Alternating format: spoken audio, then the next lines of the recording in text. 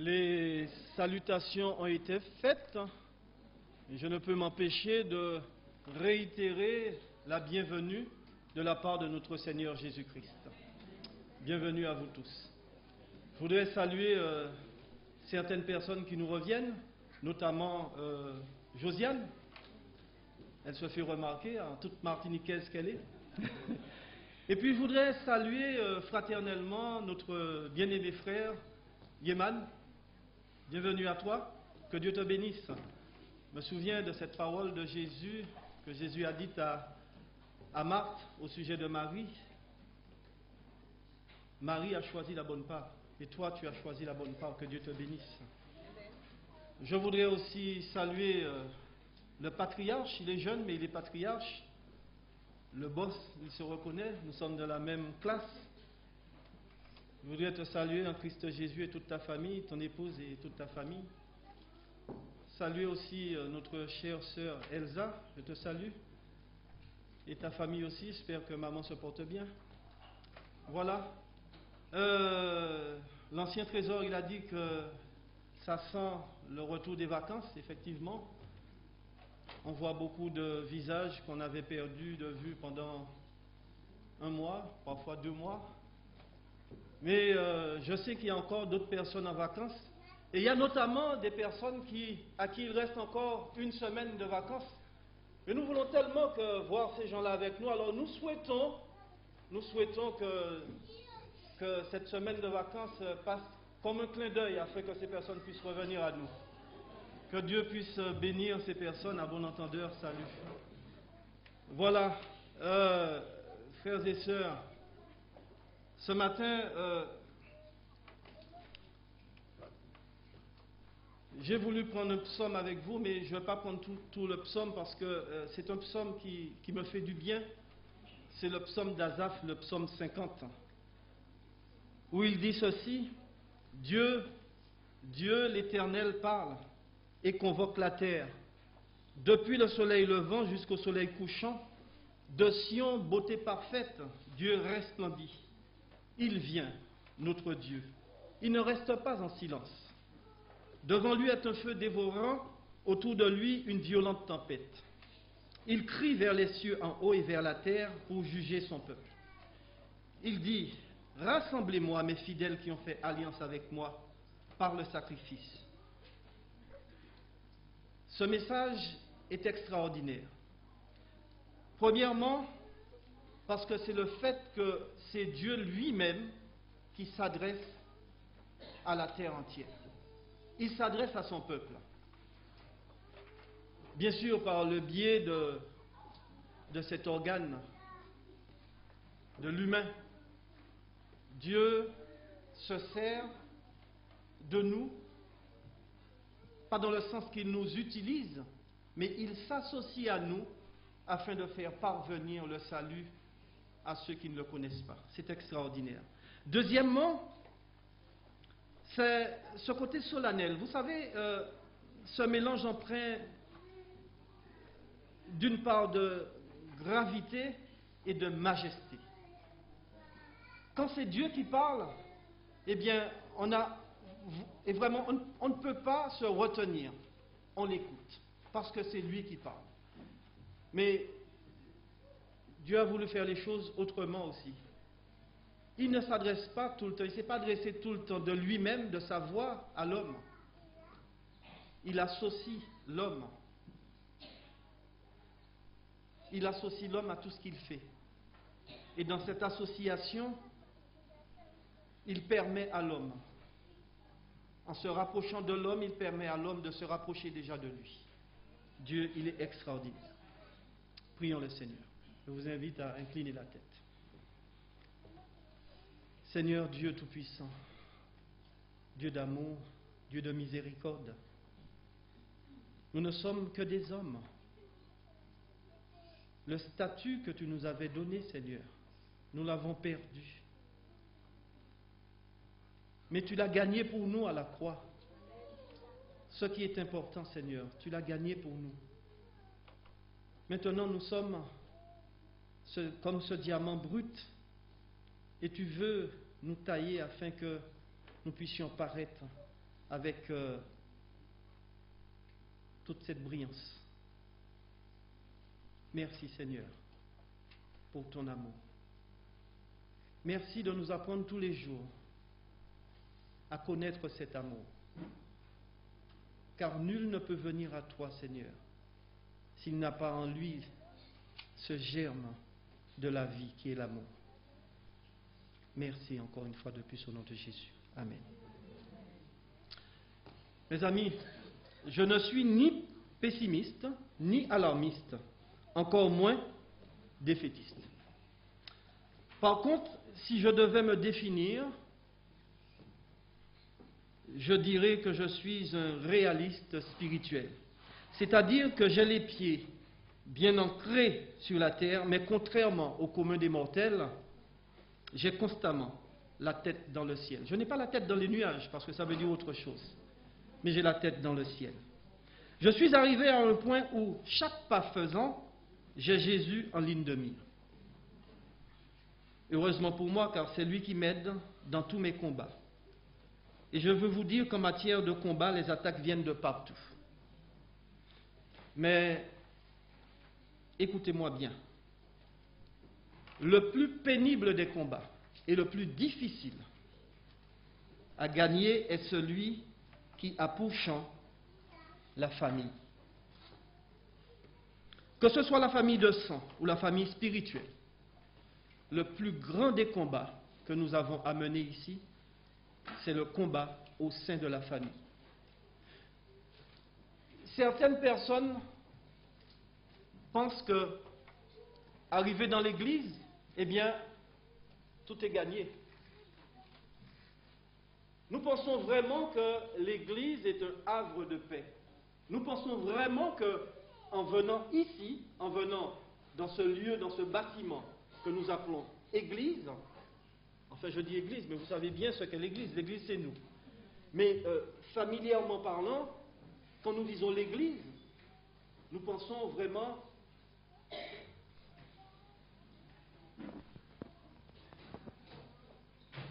c'est ouvert. Et c'est ouvert.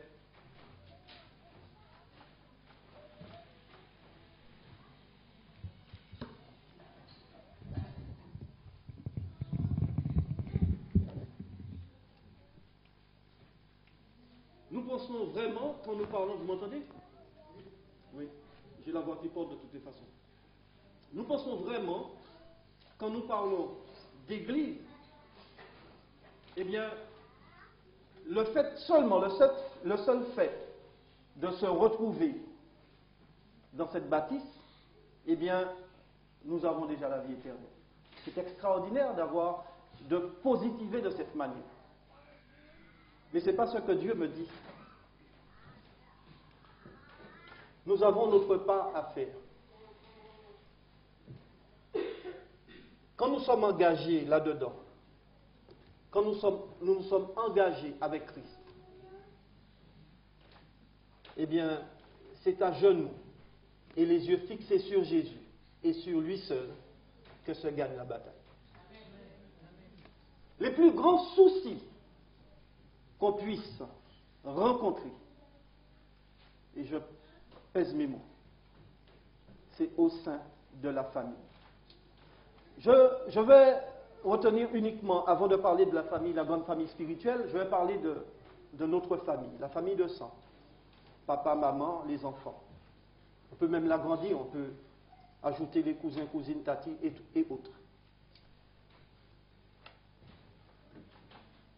Pour garder l'amour au sein de la famille,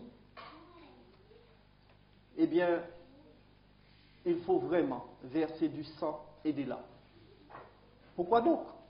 Alors que nous sommes d'une même fratrie, nous sommes frères et sœurs, disons parfois germains, le plus souvent germains, c'est-à-dire du même père, de la même mère. Nous sommes frères et sœurs parfois consanguins, du même père, utérin, de la même mère. Et comment se fait-il que les plus grandes difficultés puissent ainsi nous toucher au sein de notre famille?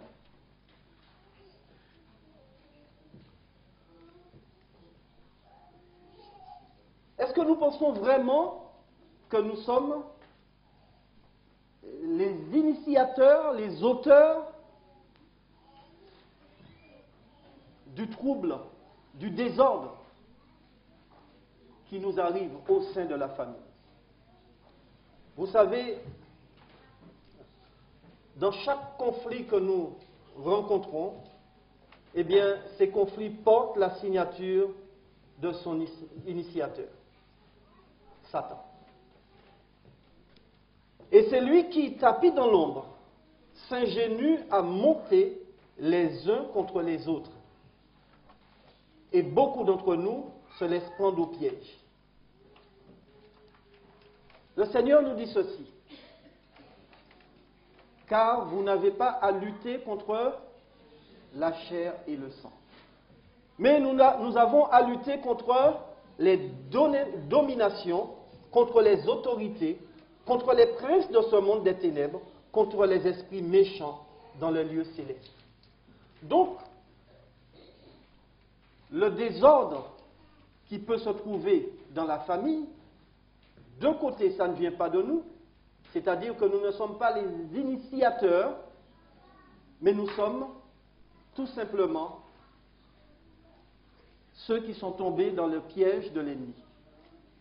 Nous sommes utilisés par l'ennemi pour qu'il puisse mener à bien son combat contre Jésus. L'ennemi de nos âmes, ce ne sont pas nos frères et sœurs. L'ennemi de nos âmes, c'est Satan lui-même et ses démons.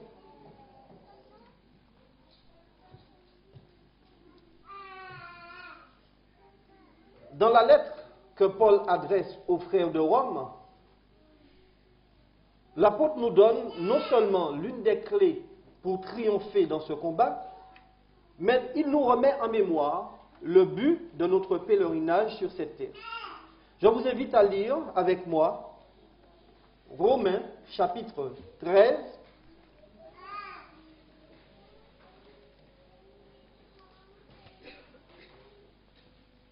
nous allons commencer par le verset 7.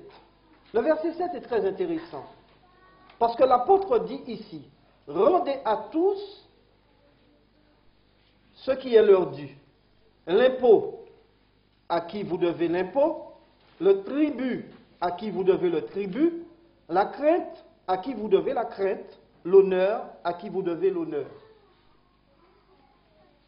Ce que l'apôtre nous dit ici, et la mise en garde qu'il fait à tout un chacun, c'est qu'il nous invite à ne pas avoir davantage de problèmes dans la vie. Déjà les problèmes, ce genre de problème-là, ça peut devenir un problème. Lui, il nous invite simplement à régler ce problème-là déjà en amont. C'est-à-dire que l'impôt que je dois aux autorités, eh bien, il m'invite à ne pas garder cet impôt, mais à rendre ce qui ne m'appartient pas. La loi dit que je dois payer les impôts. Eh bien, l'apôtre, il me dit, eh bien, paye tes impôts. Comme ça, demain, tu n'auras pas de problème. C'est déjà un problème que tu enlèves de ta vie. Il va encore plus loin, il dit, le tribut, c'est pratiquement la même chose. Quand tu dois quelque chose à quelqu'un, eh bien, tu ne gardes pas ce qui ne t'appartient pas. Tu lui remets ce qui est à lui. La crainte à qui vous devez la crainte. L'honneur à qui vous devez l'honneur. La crainte appartient à qui? La crainte que nous devons avoir à Dieu. Bien sûr, il y a certaines personnes qui craignent d'autres personnes. Vous savez, quand vous êtes sur la route et que certaines personnes qui ne sont pas en règle, quand ils voient le petit policier, même si c'est un petit policier, ben, il a une certaine crainte, une peur. Mais là, je ne veux pas faire, comment dirais-je, je n'associe pas cette crainte, je ne prends pas comme synonyme la peur. Moi, je prends cette crainte, c'est-à-dire la révérence.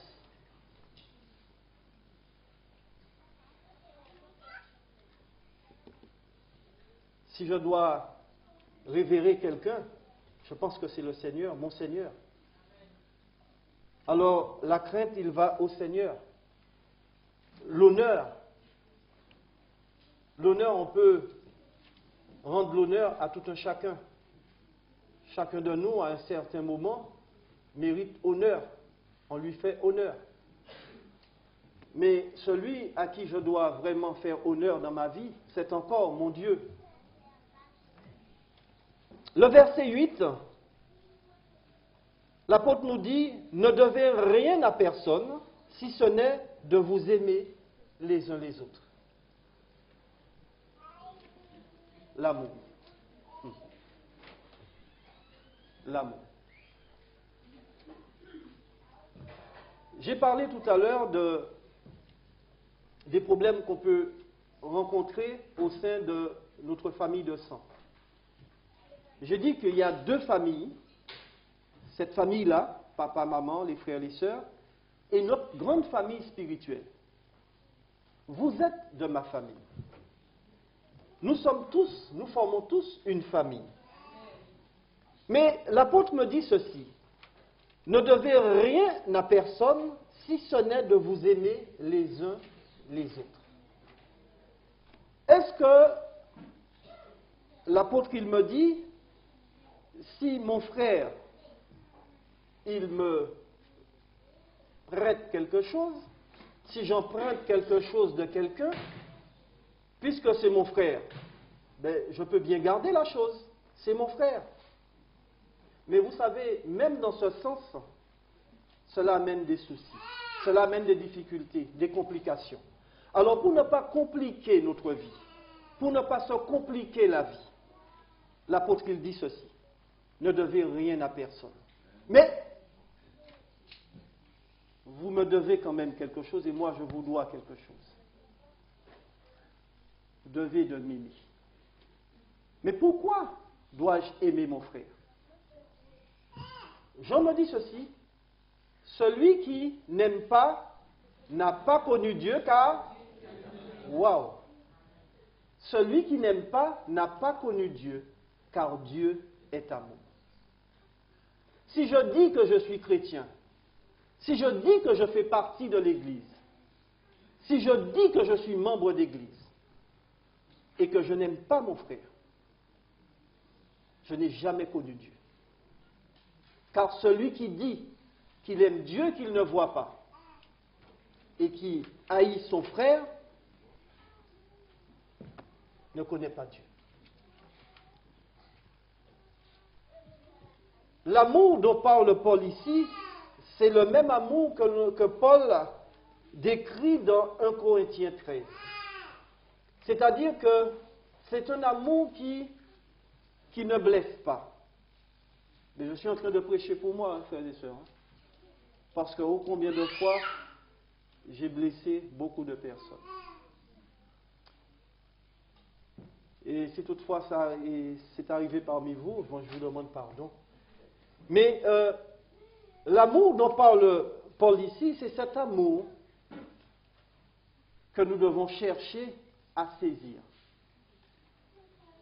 Cet amour est tellement vrai, cet amour est tellement fort, que même cet amour peut mettre à mal le début du verset.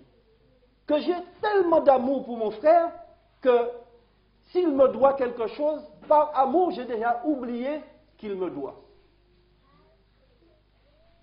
Cela ne veut pas dire que je ne dois pas lui donner ce que je lui dois. Mais quand Paul parle de l'amour, il parle d'un amour qui ne sort pas de la bouche, mais un amour qui sort du cœur. C'est-à-dire que si j'ai vraiment une seule chemise, par amour, je suis prêt à donner à mon frère parce qu'il n'en a pas. mais rester sans chemise pour lui donner la mienne. Cet amour, nous devons vraiment chercher à la cultiver. À le cultiver, excusez-moi. Le verset 9 est l'apôtre Paul pour rappeler que l'amour est important. Pour rappeler que nous sommes faits d'amour et nous sommes des êtres, non pas seulement sexués comme on dit, dans le sens d'un amour charnel, mais nous sommes sexués dans le sens d'un amour spirituel. Un amour qui vient de Dieu. Un amour qui se donne et qui n'attend pas qu'on lui donne. En effet, et l'apôtre ici, il cite les commandements. Voler, tuer, mentir, tout ça contre son prochain. Convoiter, tout ça contre son prochain.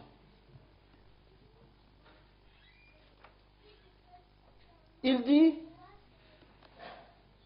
et ce qu'il peut y avoir encore, c'est-à-dire, il résume tous les commandements. Tous ces commandements se résument dans ce commandement principal, tu aimeras ton prochain comme toi-même. Est-ce qu'il y a quelqu'un ici qui ne s'aime pas?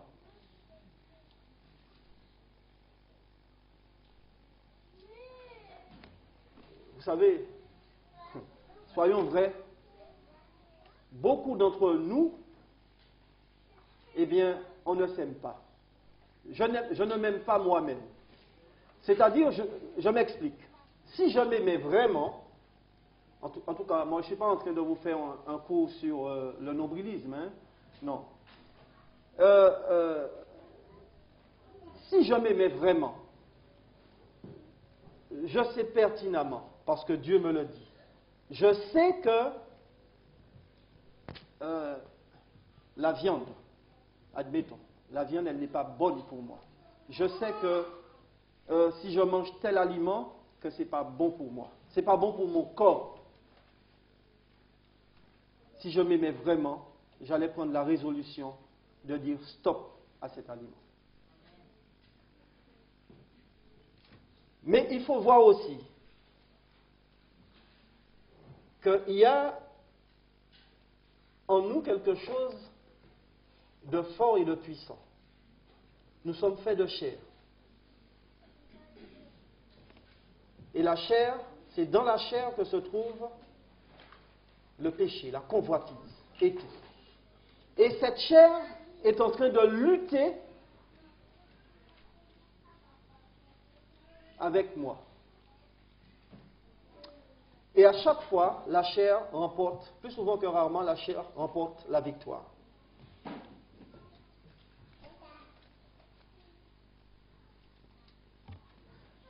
Quand j'absorbe des choses, des aliments, qui ne sont pas bons pour mon corps, eh bien, je prouve par là que je ne m'aime pas. Quand il y a des paroles mauvaises qui sortent de ma bouche, eh bien, je montre par là que je n'ai pas de respect pour moi-même. Et si je n'ai pas de respect pour moi-même, j'offense mon Dieu. Je ne m'aime pas. Si le Seigneur me demande aujourd'hui d'apprendre déjà à m'aimer, il veut me dire tout simplement de lui faire confiance. De lui faire confiance en lui donnant la place qui lui revient dans ma vie. L'apôtre Paul dit ceci, si je vis, ce n'est pas moi qui vis. Qui c'est qui vit en moi? C'est Christ qui vit en moi. Et si Christ vit en moi, eh bien, il me fera aimer. Aimer ce qui est de moi. Aimer ma personne. Je ne suis pas en train de vous faire un cours sur le narcissisme. Non. Je suis seulement en train de vous dire que si nous lisons cette parole, le Seigneur nous demande d'aimer le prochain comme nous-mêmes. Or, le mot prochain, la racine du mot prochain est proche. Pierre, il a posé la question à Jésus, qui est mon prochain? Vous savez, pour le juif, le prochain, eh bien, était celui qui faisait partie de la nation juive. Et même dans cette nation juive, il y avait des degrés.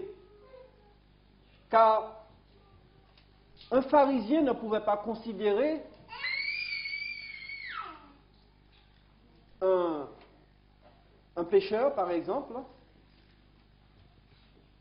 comme son prochain. Et le pécheur, c'était, je ne parle pas seulement le pécheur, celui qui pêche, hein. Je ne parle pas celui qui commet les péchés, car nous sommes tous des pécheurs, mais eux, ils ne se disaient pas pécheurs. Bien. Mais celui qui avait une fonction moindre que la sienne, par exemple, il rencontrait un boulanger ne pouvait pas être son prochain. Parce que lui, il se considérait comme étant déjà sauvé. Par contre, chez le grec, le mot prochain, plésios, eh bien, a une envergure un peu plus large. C'est-à-dire que le grec peut considérer son prochain comme celui faisant partie de sa famille, celui faisant partie de sa nation, et celui d'une autre nation, mais celui qui peut lui faire du bien, c'est son prochain.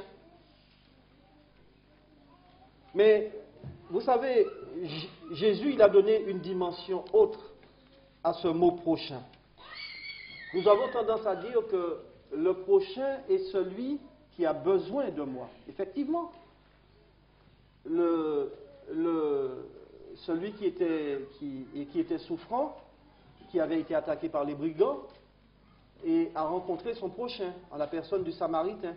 Et le Samaritain, de notre côté, a rencontré son prochain, dans l'autre sens. C'est-à-dire que celui-là, il avait vraiment besoin. Il avait vraiment besoin de l'aide de quelqu'un. Donc, il a été son prochain.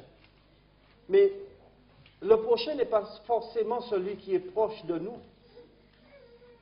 Le prochain, c'est tout homme. Parce que si nous sommes issus d'un seul sang, si nous sommes tous de Adam et de Ève, donc nous sommes tous prochains l'un de l'autre.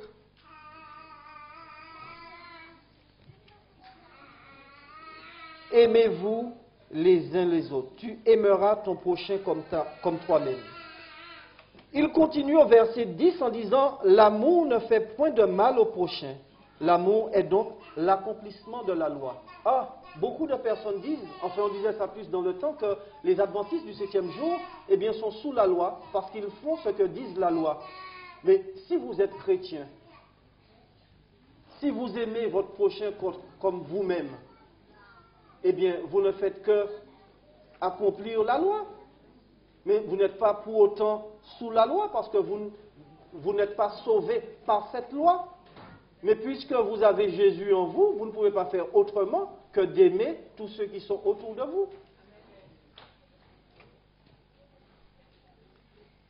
Mes amis, là où l'apôtre Paul corse un peu sa rédaction, c'est quand il dit cela. Cela importe d'autant plus que vous savez en quel temps nous sommes. Nous savons tous en quel temps nous sommes. C'est l'heure de vous réveiller, dit-il, en fin du sommeil, car maintenant le salut est plus près de nous que lorsque nous avons cru. Et il continue en disant, la nuit est avancée, le jour approche. J'entends par là, le jour du Seigneur approche. Si le jour du Seigneur approche, comment se fait-il que dans les familles, eh bien, il y a toujours des cancans Comment se fait-il que dans les familles, il y a toujours ce désordre? Comment se fait-il que dans la famille de Dieu, il puisse y avoir la haine? Comment se fait-il que dans la famille de Dieu, on puisse se regarder aujourd'hui encore en chien de faïence? Ou plus ou moins comme des chiens de faïence?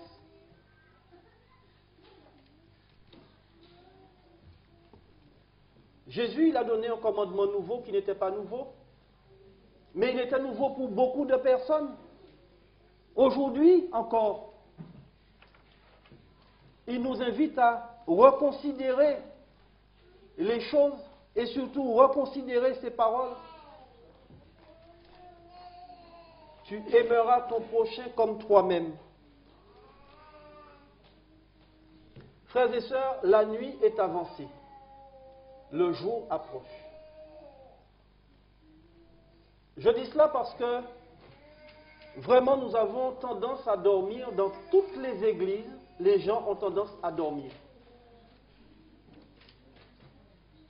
La parole de Dieu, elle doit se faire entendre de partout. Le message que Dieu nous adresse aujourd'hui, c'est que nous devons nous réveiller. Nous sommes en train de dormir. Nous dormons de plusieurs façons. Avant de parler du message que nous devons faire, que nous devons partager aux autres, parlons un peu de cet amour qui nous manque. Même en amour, nous dormons. Nous avons tendance à garder ce bien, à garder ce que Dieu nous a donné et ne pas l'offrir aux autres.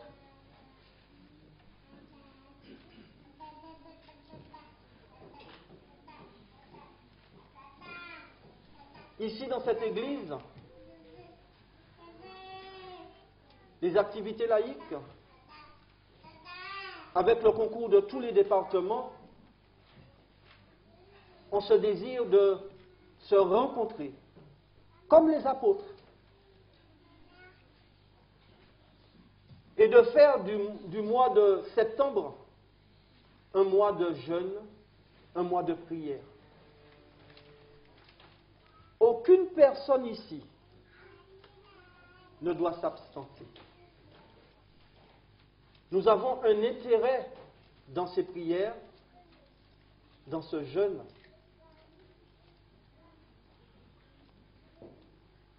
Nous retrouver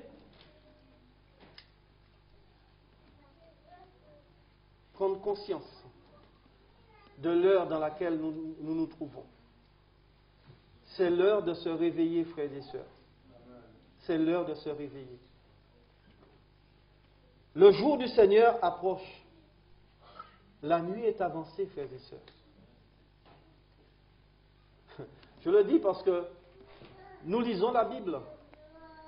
La parole, elle est là devant nous. Et j'ai comme cette impression, et ce que je dis, je suis sûr que chacun a cette même sensation, c'est que nous avons peur de dire au monde, voilà, Jésus, il s'est donné sur la croix pour toi, il s'est donné sur la croix pour chacun d'entre nous.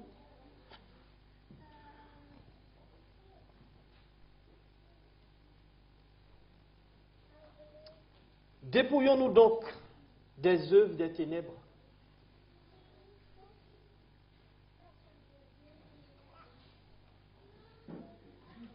Et revêtons les armes de la lumière. Frères et sœurs, marchons honnêtement, comme en plein jour, loin des excès et de l'ivrognerie, de la luxure et de l'impudicité, des querelles et des jalousies. Puis je, Pontoise, vous qui nous visitez en ce matin, vous les sympathisants, vous les frères et sœurs de partout, vous qui nous suivez sur le net,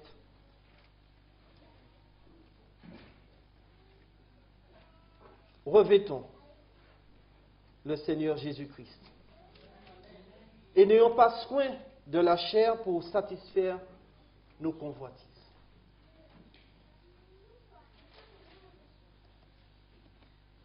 Le message du Seigneur doit être prêché dans le monde entier.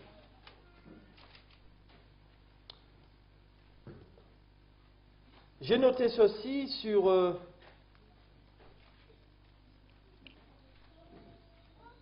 le net, et l'auteur a posé cette question qu'il a répondu. Il a posé la question: qu'est-ce que le sommeil spirituel? J'ai noté ceci parce que j'ai trouvé la réponse excellente. Et il dit, qu'est-ce qu'il pose la question, qu'est-ce qui caractérise une personne spirituellement endormie? J'ai trouvé dans sa réponse qui a beaucoup de sens.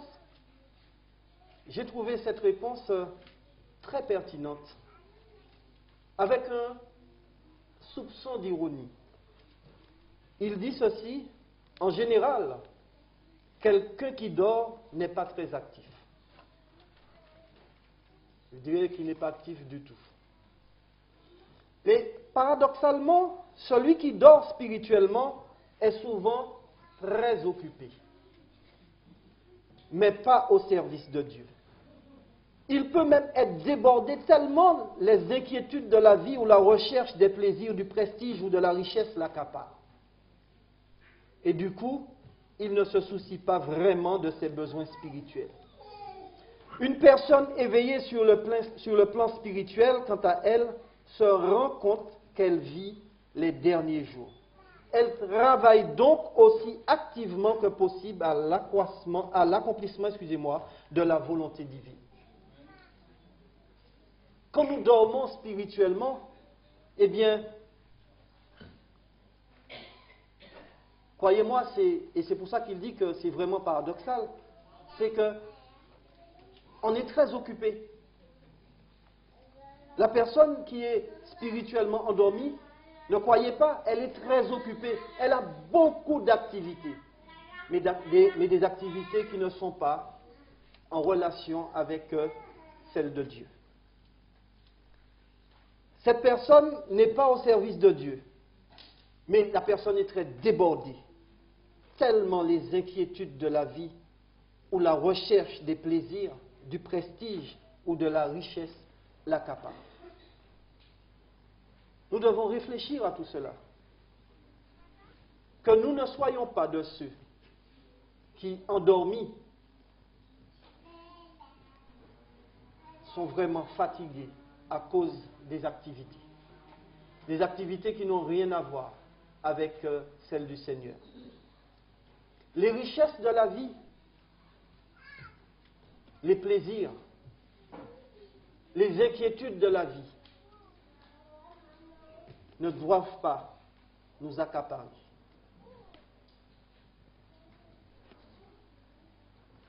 Dans toute cette affaire, dans toutes ces affaires, où me situe-je, frères et sœurs? La situation pour moi est peut-être mal embarquée. Je me suis peut-être laissé duper par le malin, mais tout espoir n'est pas perdu. Jésus m'invite à saisir sa main tendue. Ce n'est pas le moment de calculer. Ce n'est pas le moment de tergiverser. Il est vraiment grand temps de me réveiller. Le mois de septembre n'a pas encore été validé par le comité d'église, parce que nous avons pris de l'avance. Mais nous avançons par la foi. Et je suis sûr que